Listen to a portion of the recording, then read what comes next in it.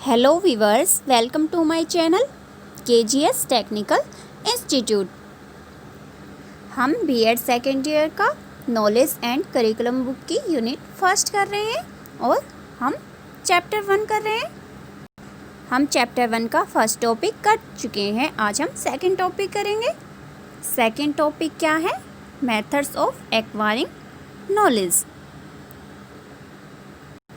Methods right करने से पहले हम एक्वायरिंग नॉलेज का मीनिंग राइट करेंगे। मीनिंग ऑफ एक्वायरिंग नॉलेज: मानव प्रकृति से ही जिज्ञासाशील है, जिसके कारण वह आसपास के वातावरण की जानकारी प्राप्त करने के लिए प्रेरित रहता है। समय के साथ साथ उसके ज्ञान का विकास होता है तो वह और ज्ञान प्राप्त करने के लिए प्रेरित होता है। आज के युग का मनुष्य अपने ज्ञान को और भी बढ़ाना चाहता है। यदि हम चाहते हैं कि बालक तथा प्रौढ़ों का मानसिक, शारीरिक तथा बौद्धिक विकास निरंतर होता रहे, तो मनुष्य की जिज्ञासा की प्रवृत्ति को संतुष्ट करते रहना चाहिए, क्योंकि इनका ज्ञान प्राप्त करना आवश्यक है।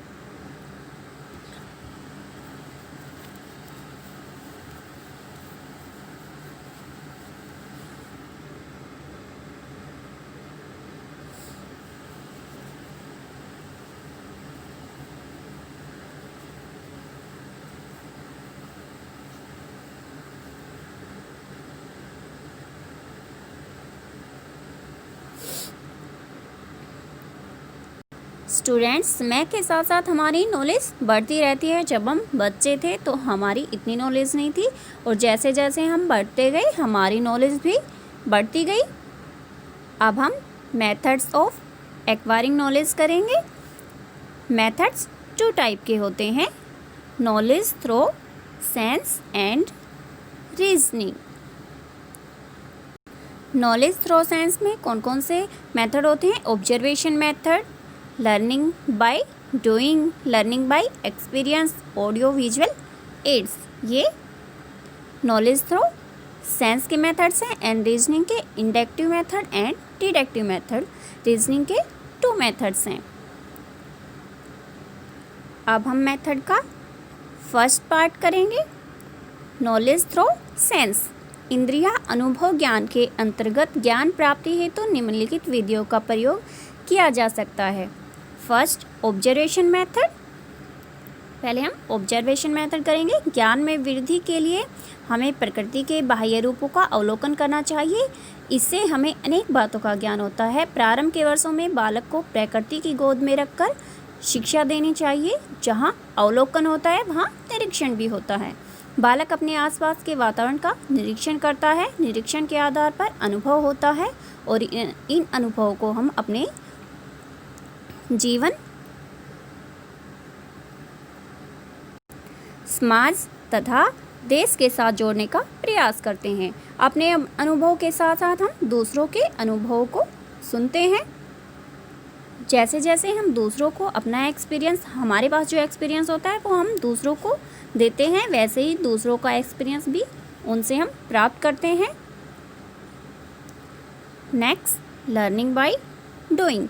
जब बालक इंद्रियों का प्रयोग कर रहा होता है तो किसी कार्य को कर रहा होता है। कार्य करने से उसे संबंधित ज्ञान प्राप्त होता है। इस विधि से ज्ञान प्राप्त करना आसान होता है तथा बालक का आत्मविश्वास बढ़ता है। Next, number 3, learning by experience. जब कोई व्यक्ति कार्य करता है तो वह स्वयं अनुभव करके ज्ञान प्राप्त करता है। जैसे हम दूसरों को किसी कार्य को करता हुआ देखकर उस कार्य को पूरी तरह नहीं कर सकते। मनुष्य को उसके स्वयं के अनुभव उसको खोजी बनाते हैं। अनुभव मनुष्य का सबसे बड़ा शिक्षक है।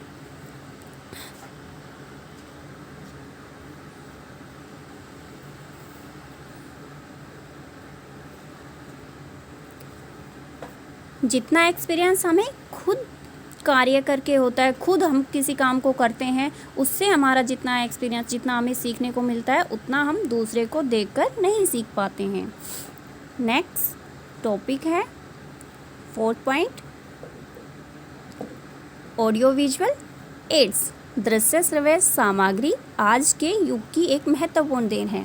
ज्ञान प्राप्ति की विधियों के लिए यह सामग्री सबसे उपयोगी है। इसका प्रयोग करके बालक अधिक ज्ञान प्राप्त कर सकता है।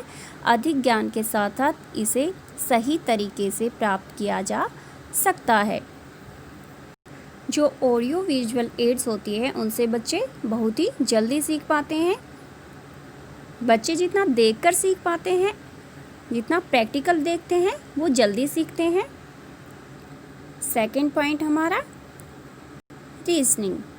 कई बार बालक को ज्ञान प्राप्त करने के लिए अपनी बुद्धि का प्रयोग करना पड़ता है। वह तर्क वितर्क करते हुए विवेक के साथ ज्ञान प्राप्त करता है। तर्क बुद्धि के अंतर्गत 2 विधियों का प्रयोग किया जाता है, first inductive method and second deductive method. ये दोनों मेथड रीजनिंग के अंतर्गत आते हैं। First let's start.